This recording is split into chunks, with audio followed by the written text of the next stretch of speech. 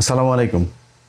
একটা গুরুত্বপূর্ণ বিষয় আজকে ৩-৪ দিন ধরে একটা ভিডিও করব বলে ভাবছিলাম, সময় পাই নাই। আজকে আমি যখন এই ভিডিও রেকর্ড করতে বসেছি তার ধরেন ঘণ্টাখানেক আগে বিবিসি বাংলা একটা নিউজ আপলোড করেছে তাদের ইউটিউব চ্যানেলে।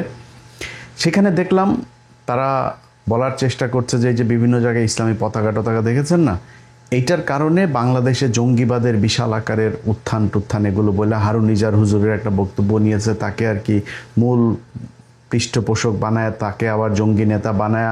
হ্যাঁ, সবশেষ উপসংহার এইটাই যে শেখ হাসিনা নাই, তারেক রহমান এসছে, বাংলাদেশে আবার জঙ্গিবাদের উত্থান শুরু হয়েছে। দেখেন এই পতাকা মানে আপনি লা ইলাহা ইল্লাল্লাহু মুহাম্মাদুর রাসূলুল্লাহ লেখা, তাই না? বাংলাদেশ মুসলমানদের কালেমা লেখা।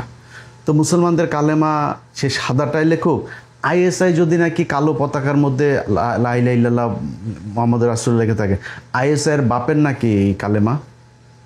কেউ কালেমা লিখলেই সে আইএসআই হয়ে যাবে? আমরা তো আইএসআই আমরা একদমই পছন্দ করি না আইএসআইকে। আমরা আইএসআই এর অনুসারীও না, আমরা আইএসআই এর কোনো পলিসি আমরা পছন্দও করি না। নো, বাংলাদেশে আমরা আইএসআই আলেম বলেন, বাংলাদেশ সাধারণ মুসলমান বলেন, কেউ আমরা আইএসআই এর পক্ষে না।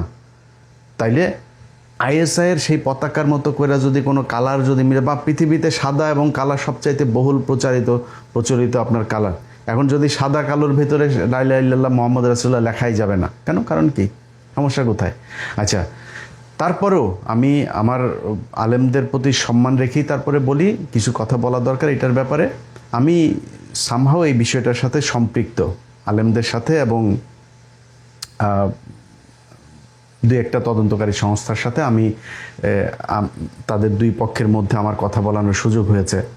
তো আমি যেই মাওলানাদের সাথে কথা হয়েছে, সেই মাওলানারা নিজেরাও বলেছেন এবং তদন্তকারী সংস্থাগুলো তাদের কথায় কনভিন্স হয়েছেন যে তারা আসলে চেয়েছে কি, হারুন নিজার হুজুর একটা বক্তব্য দিয়েছেন যে চারিদিকে এই যে আর্জেন্টিনা ব্রাজিলের পতাকা, হ্যাঁ, আমাদের দেশে যে উন্মাদনা, আমি নিজেও এক সময় এই আর্জেন্টিনার মানে প্রচণ্ড মানে আর্জেন্টিনা হারার পরে 2-3 দিন বন্ধু বান্ধবের সাথে দেখা করতে যাইতে পারি নাই, মানে ওরা খেপাবে এইরকম পরিস্থিতি, খুব সিরিয়াস হয়ে যাইতাম। তো বাংলাদেশে সেই কালচার চলছে।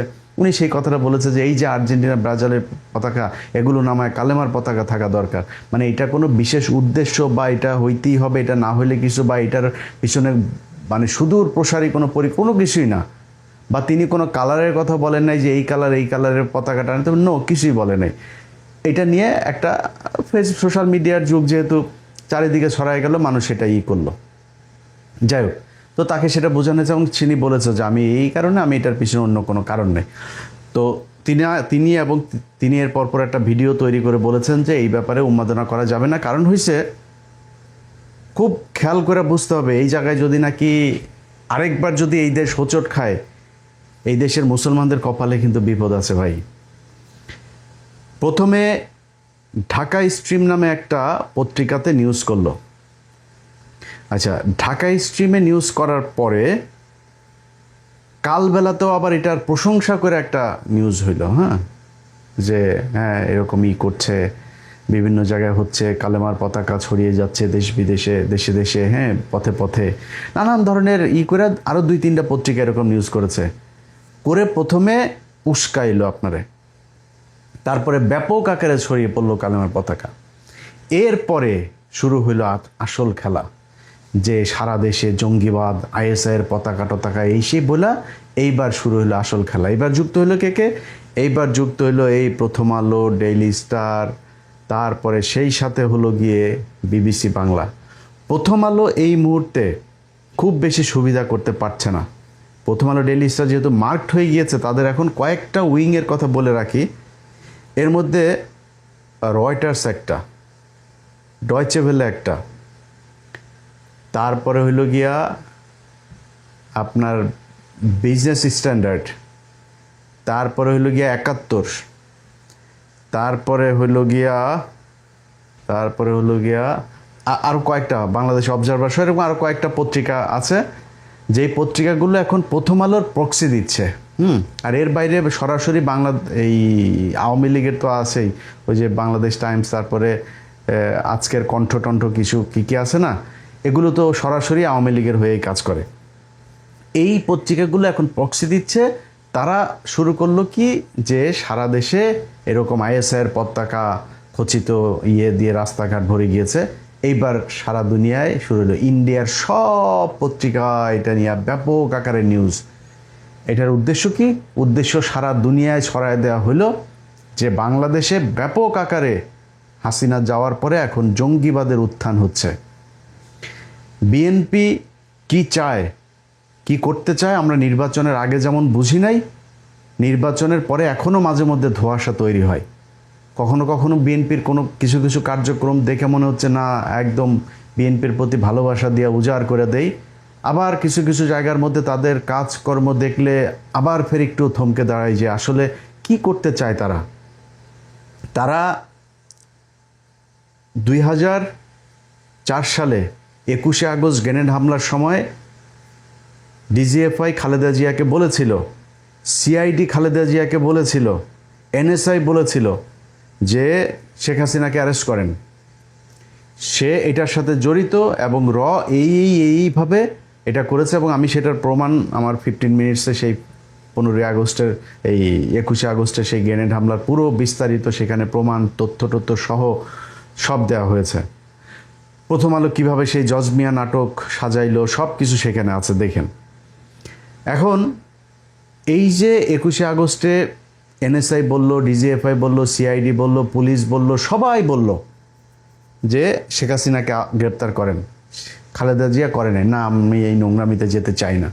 ভাই, আপনি কালসাপ ঘরের মধ্যে রাখা যদি মনে করেন ময়না পাখি আসে তাহলে তো সমস্যা। আপনি ময়না পাখির মতো করে কালসাপের সাথে ট্রিট করতে পারবেন না। আপনি তার সাথে ওই রকমই ট্রিট করতে হবে। যদি আপনি কালসাপ আপনার ঘরে থাকে, আপনি সেটাকে বন্দি করতে হবে বাক্সর ভেতরে, মারতে হবে, কিছু একটা ব্যবস্থা নিতে হবে। না নিয়ে আপনি শুয়ে থাকবেন তাহলে তো পাছায় কামড়টা দিবেই, কোনো উপায় নেই। এখন খালেদা জিয়া ওই সময় এই কাজ করতে দেন নাই। না দেওয়ার ফলে যেটা হয়েছে, শেখ হাসিনা তো সব কিছু জানে যে কারা কারা এই তাদের এই মূল যে আয়োজন এটা ধরার পেছনে কাজ করেছে। তখনকার পুলিশের আইজিপি, যিনি এই যে খোদা বক্স ছিল কয়েকদিন আগে, খোদা বক্সকে আপনার গ্রেপ্তার করেছিল। সিআইডির বিশেষ পুলিশ সুপার, সম্ভবত ওনার নাম আব্দুর রহিম ছিল। তারপরে এনএসআই মহাপরিচালক ছিল আব্দুর রহিম মেজর জেনারেল। তারপরে তৎকালীন ব্রিগেডিয়ার জেনারেল রেজ্জাকুল হায়দার, অথবা কর্নেল ছিল বোধহয়, উনি ডিজিএফের তখনকার পরিচালক ছিলেন। এরা সবাই বলেছে, এবং রেজ্জাকুল হায়দার নিজে আমাকে বলেছে যে তিনি নিজেও বেগম জিয়াকে বলেছেন যে ম্যাডাম, এই ইন্ডিয়া কিন্তু এইভাবে এই করছে। যেই কারণে 5 তারিখের আগ পর্যন্ত এই গেল 17টা বছর এই রেজ্জাকুল হায়দারকে জেল খাটতে হয়েছে, আব্দুর রহিম সাহেবকে জেল খাটতে হয়েছে, এনএসআর আব্দুর রহিম সাহেবকে মেরে ফেলা হয়েছে জেলখানার ভেতরেই। এগুলো করেছে, এগুলো হয়েছে। তো এখন আপনি যদি নাকি মানে নামার পরে যদি আপনি ঘুমটা দিয়ে থাকেন তাহলে কিন্তু সমস্যায় পড়বেন। মনে করেন আজকে জামাত ইসলাম খুব ভয় পায় একটা কারণে, এই যে নির্বাচনের ফলাফল কি হয়েছে, কদ্দূর কিভাবে কি করে আপনারা সবই জানেন।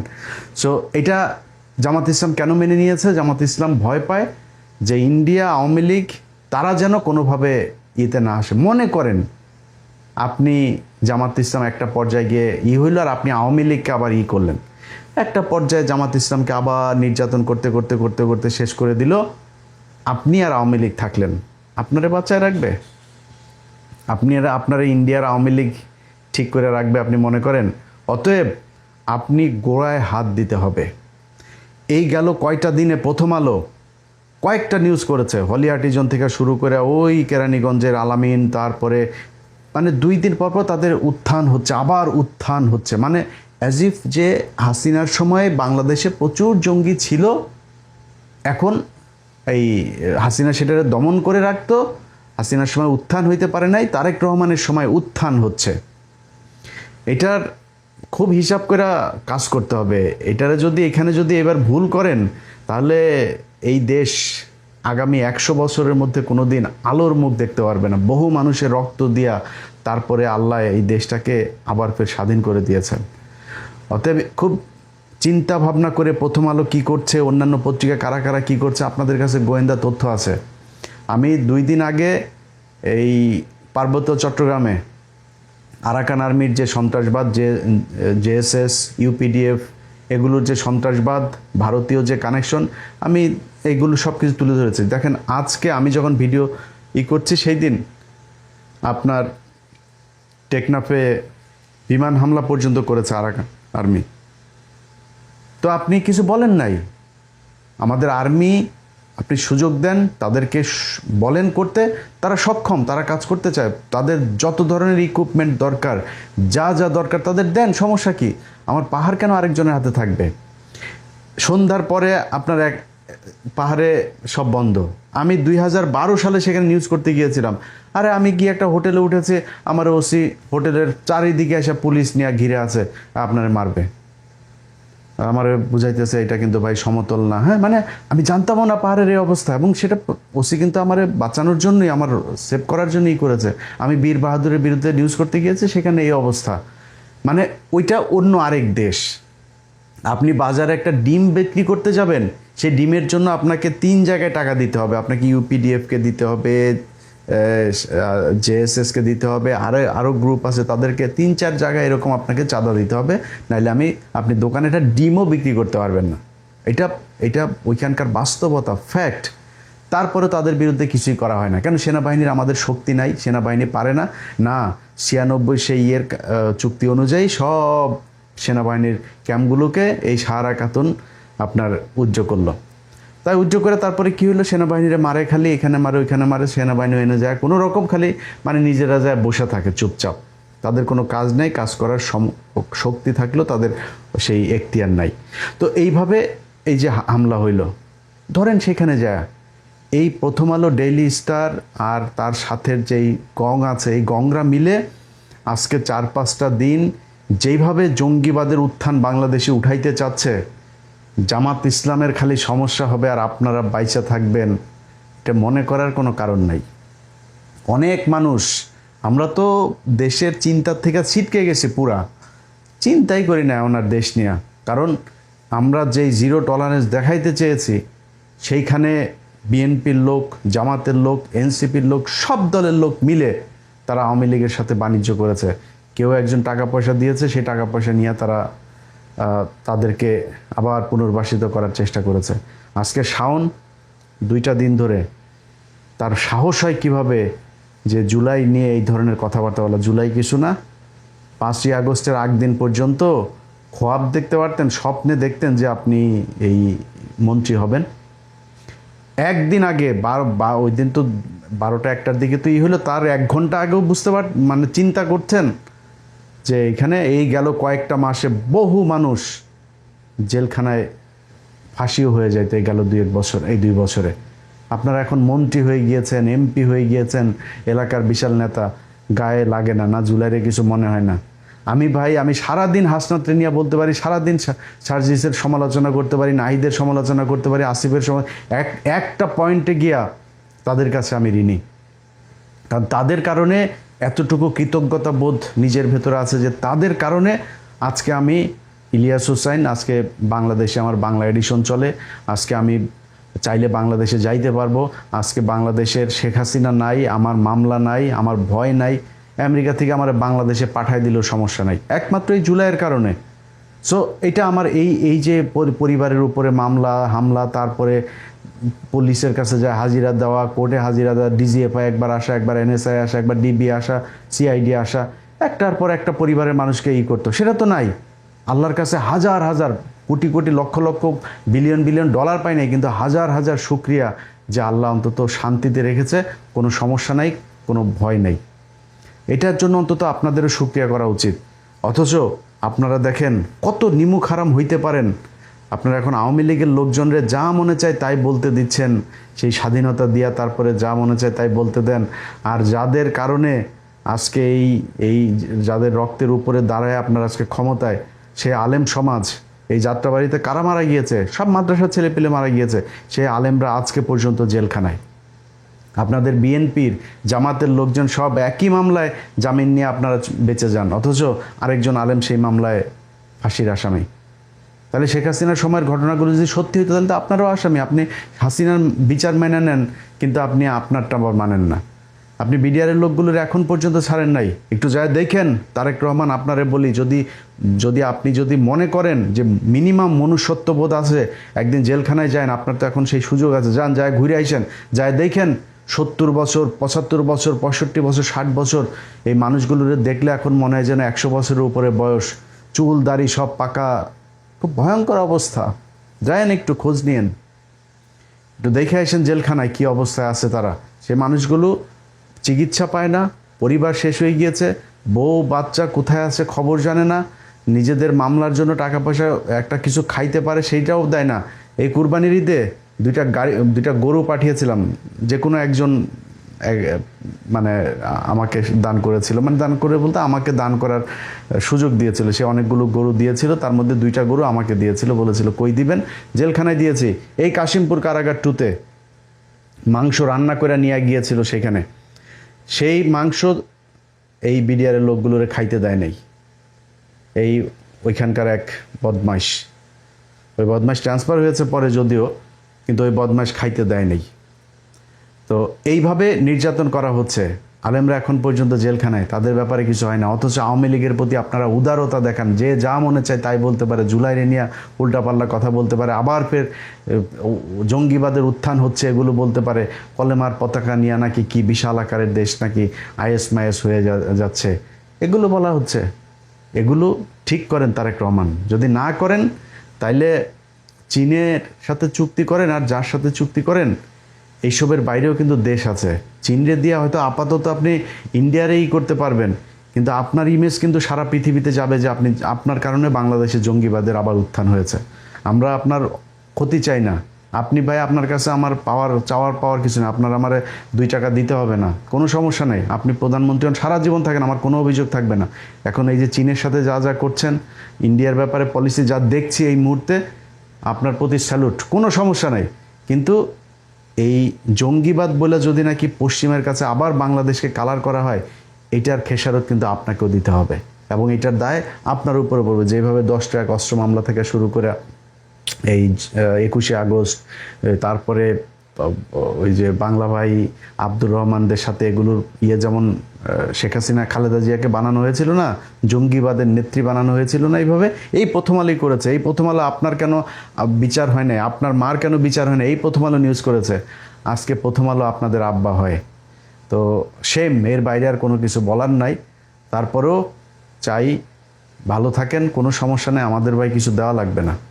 আপনারা দেশটারে ভালো রাখেন, এই দেশের আলেম সমাজের উপরে যেন আবার সেই একই রকমের খড়গ নেমে না আসে। আর এই দেশের আলেম সমাজের কাছে একটা কথা বলি, দেখেন ভাই, আপনারা, আমি কিন্তু মানে আমার ভাষা বোঝার চেষ্টা করেন, আমি কিন্তু ভাই আপনার কালেমার পতাকার বিরুদ্ধে না, আমি কালেমার পতাকার পক্ষে, কোনো সমস্যা নেই, ওইটা নিয়ে কোনো সমস্যা নেই। কিন্তু বিষয় হলো আপনাদের ভেতরেই এরকম 2-4 জন আলেম কিন্তু আছে, যে আলেমরা কিনা শেখ হাসিনার সাথে কওমি জননী নিয়েছিল না। তারপরে এইখানেই তো আপনাদের ওই যে শোলাকিয়ার ছিল, ইমাম ছিল একটা বদমাইশ, ফরিদুদ্দিন মাসুদ থেকে শুরু করে আরও কিছু জাউরা ছিল না আপনাদের আলেমদের ভেতরেই। তো এরকম জাউরা কিন্তু এখনও আছে। এরা কিন্তু টাকা পয়সা নিয়ে তারপরে পরিস্থিতি ঘোলাটে করার চেষ্টা করবে। তো এমনিতে আমি ওইরকম সংখ্যা আমি অনেক খুব বেশি বলি না, বাট সাধারণ আলেম, আপনারা ভালো আলেম, ভালো মানুষ, আপনাদের সংখ্যাই বেশি। কিন্তু আপনারা একটা জিনিস মনে রাখেন, যে আপনাদের এমন কোনো কার্যক্রম করেন না যেই কার্যক্রম দিয়া আমাদেরকে কালার করার চেষ্টা করবে। ভাই, আপনি এই দেশে যা মনে চায় করেন, কিন্তু এটার প্রতিটা জিনিসের সময় আছে। আমরা কিন্তু খুব খারাপ একটা পরিস্থিতির মধ্য দিয়ে যাচ্ছি। এই যে এইটা নিয়ে গোয়েন্দা সংস্থার কাছে জিজ্ঞেস করেন কি হয়েছে, কারা কি করতে চেয়েছে, কিভাবে এটা নিয়ে, এই পতাকা নিয়ে কি গেম হয়েছে। হারুন ইজার হুজুরের কাছে জিজ্ঞেস করেন, তাইলেই জানতে পারবেন কতটুকু পর্যন্ত এটা পৌঁছেছে। সো এই টাইপের ঘটনাগুলো যারা করবেন তারা একটু হবেন, অতি উৎসাহী হওয়ার দরকার নাই। পতাকা এটা এরকম না যে ফরজ আপনারা টানাইতেই হবে, এটা না টানাইলে আপনার ইমান থাকবে না, এরকম কোনো কিছু না। দেশে এখন চাইলেই আপনি নামাজ পড়তে পারেন, রোজা করতে পারেন, আপনার ইচ্ছা মতো ওয়াজ করতে পারেন, সব কিছু করতে পারেন। এখন তার বিএনপি আপনারা কিছু বলে না, সো ওগুলি করেন, কোনো সমস্যা নাই। কিন্তু এমন কোনো বিষয় নিয়ে অতি উৎসাহী হয়ে তারপরে পশ্চিমা বিশ্বের কাছে বাংলাদেশকে বিশাল আকারের একটা মানে জঙ্গি রাষ্ট্র হিসাবে পোর্ট্রেট করার মতো কোনো সুযোগ যেন আপনার মাধ্যমে তারা না পায়, এটা আপনাদের কাছে অনুরোধ। আশা করি আপনারাও দায়িত্বশীল আচরণ করবেন। আল্লাহ হাফেজ।